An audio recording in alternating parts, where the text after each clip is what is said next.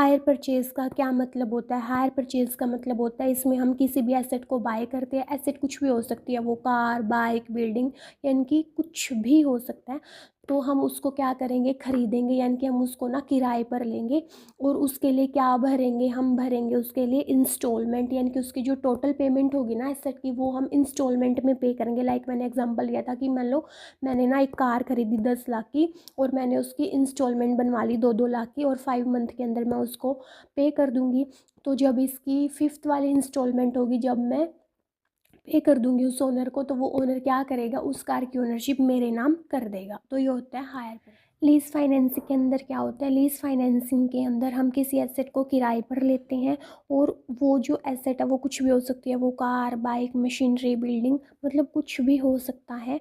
तो हम क्या करेंगे, किसी एसेट को किराए पर लेंगे और उसकी जो पेमेंट है वो हम करेंगे, लेकिन ओनरशिप के बदले में नहीं करेंगे हम वो पेमेंट। वो हम किस लिए कर रहे हैं, ताकि जो लीजिंग कंपनी है वो हमें क्या करे, उस एसेट को यूज़ करने दे। इसको हम एग्जाम्पल के थ्रू समझते हैं।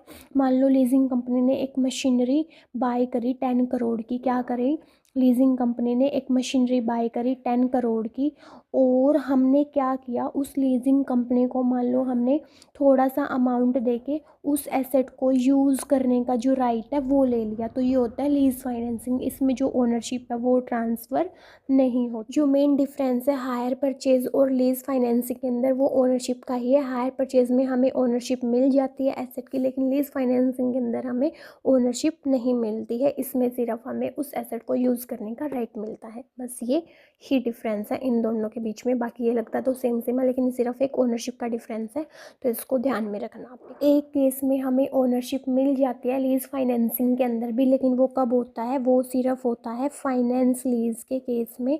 यानी कि फाइनेंस लीज के केस में एंड में हमें ऑप्शन मिल सकता है कि हम उस